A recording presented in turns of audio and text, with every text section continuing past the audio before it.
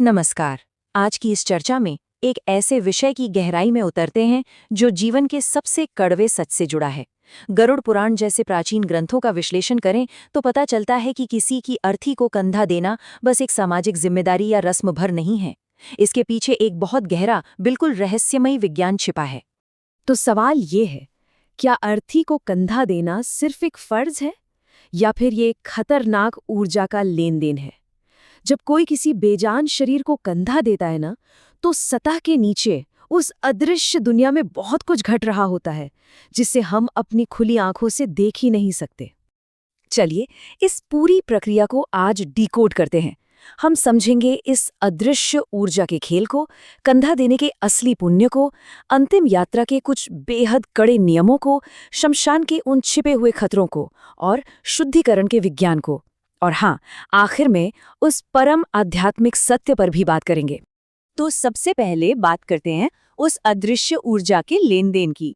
होता क्या है कि किसी मृत शरीर को उठाने का भौतिक कार्य अदृश्य दुनिया में तुरंत एक प्रतिक्रिया पैदा करता है। सोचिए, एक तरफ है जीवित व्यक्ति की एकदम जीवंत प्राण ऊर्जा और दूसरी तरफ है मृत व्यक्ति की भारी और अतृप्त मृत्यु ऊर्जा। अब विज्ञान का नियम तो हम सब जानते हैं कि ऊर्जा हमेशा उच्च स्तर से निम्न स्तर की तरफ बहती है। बिल्कुल यही होता है।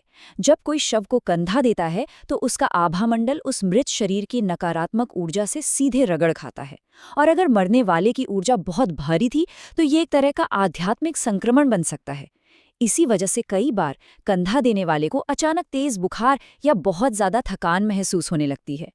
लेकिन कमाल की बात देखिए, इतने जोखिमों के बावजूद हमारे शास्त्र इसे सर्वोच्च आध्यात्मिक कर्तव्यों में से एक मानते हैं। एक बहुत ही प्राचीन श्लोक है, पदे पदे अश्वमेधस्य फलम, मतलब निस्वार्थ भाव से उठाए गए हर एक कदम पर एक अश्वमेध यज्ञ का फल मिलता है ना? हैरान करने वाली बात। प्राचीन काल में राजा महाराजा अपने पाप धोने के लिए जो इतने विशाल यज्ञ करते थे, वही ब्रह्मांडीय फल एक साधारण निस्वार्थ अंतिम यात्रा में पैदल चलने से मिल रहा है। इस एक काम के वजन के नीचे पुराने सारे पाप कुचल जाते हैं। अब इसमें भी एक फर्क है। पिता या किसी करीबी को कंधा देना एक तरह का ऋण चुकाने जैसा है। इससे पुराने कर्मों का चक्र पूरा होता है और जीवन मरण के बंधनों से मुक्ति की तरफ कदम बढ़ता है। लेकिन जरा सोचिए, किसी अनजान या लावारिस शव को कंधा देने के बारे में। ये पूरी तरह से शुद्ध करुणा है।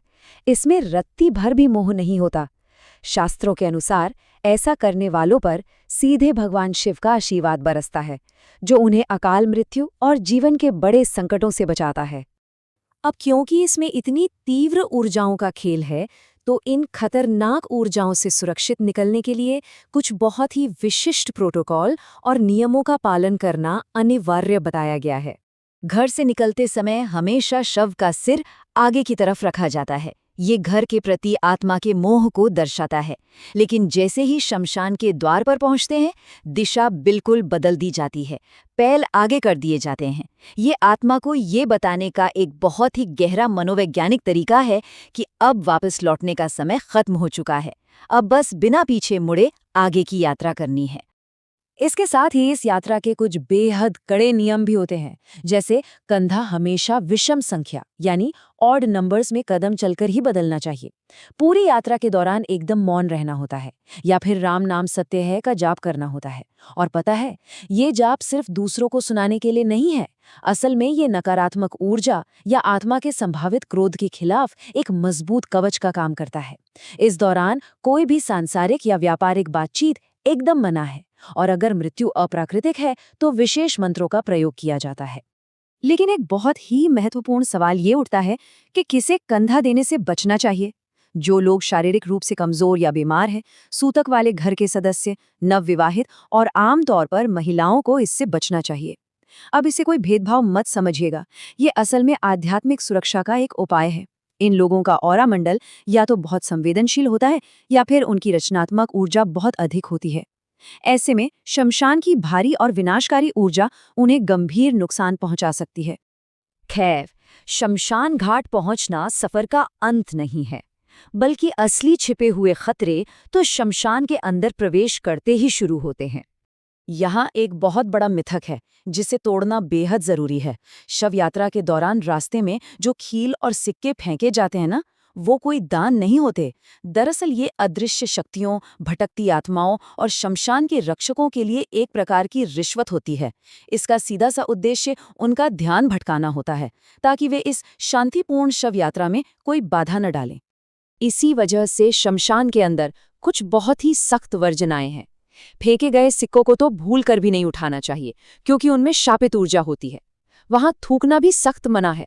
और सबसे बड़ी बात, वहां से लकड़ी, फूल, राख या एक छोटा सा कंकड़ भी घर वापस नहीं लाना चाहिए। वहां की कोई भी चीज घर लाने का मतलब है विनाशकारी और अशांत शक्तियों को एक शांत पवित्र घर में खुला निमंत्रण देना। जो जिसका है उसे बस वहीं छोड़ना होता है। इन सब खतरों से सुरक्षित बाहर निकलने के बाद बारी आती है शुद्धिकरण के विज्ञान की। जीवित दुनिया में वापस लौटने पर एक बहुत ही सख्त क्रम का पालन करना होता है। इस वैदिक नियम को सचैल स्नान कहा जाता है। इसका मतलब है शमशान से लौटने के तुरंत बाद जो कपड़े पहने हैं उन्हीं के साथ पूरी तरह से स्नान करना। और ये कोई साधारण सफाई नहीं है। अगर कोई बिना यह स्नान किए बच्चों को छू ले या खाना खा ले तो शमशान से आई वो अवशिष्ट मृत्यु ऊर्जा पूरे घर और परिवार में नकारात्मक तरंगों की तरह फैल सकती है। शुद्धिकरण के इन 4 दिलचस्प कदमों पर जरा गौर करें।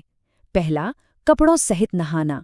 दूसरा, नीम की पत्ती चबाना, जिसका कड़वापन शोक को भुलाने का प्रतीक है। तीसरा, लोहे के किसी टुकड़े को छूना, क्योंकि लोहा एक भारी धातु है जो नकारात्मकता को काटता है। और चौथा, आग के दर्शन करना, जो शुद्धता का परम प्रतीक है। ये चारों कदम मिलकर मृत्युलोक से जुड़े उस आखिरी धागे को भी पूरी तरह से काट देते हैं। चलिए, अब इस पूरी चर्चा के चरम की ओर बढ़ते हैं और उस परम आध्यात्मिक सत्य को समझते हैं। ये पूरी यात्रा, इसके सभी नियम, इसके खतरे, अंततः एक बहुत गहरे मनोवैज्ञानिक बदलाव को ट्रिगर करने के लिए डिजाइन किए गए हैं। इसे श्मशान वैराग्य कहते हैं। ये अहंकार, धन और भौतिकवाद से एक बहुत ही गहरा, भले ही कुछ देर के लिए हो, पर गहरा अलगाव है, जो श्मशान में महसूस होता है। जब कोई उस जलती हुई चिता को देखता है तो अपनी नश्वरता का कठोर सच एकदम सामने आ जाता है। ये एहसास इंसान को अंदर तक विनम्र बनाता है और कहीं न कहीं ईश्वर के बहुत करीब ले जाता है। तो अंत में एक सवाल छोड़कर जाते हैं। चूंकि हम सभी को अपनी अंतिम यात्रा के लिए एक न एक दिन उन 4 कंधों की आवश्यकता तो पड़ेगी ही, तो आज हम कौन से कर्मों की विरासत बना रहे हैं, ये याद रखना बहुत जरूरी है कि हालांकि ये जीवन पूरी तरह से अस्थायी है, लेकिन हमारे कार्यों और कर्मों का ऊर्जावान प्रभाव हमेशा के लिए रहता है।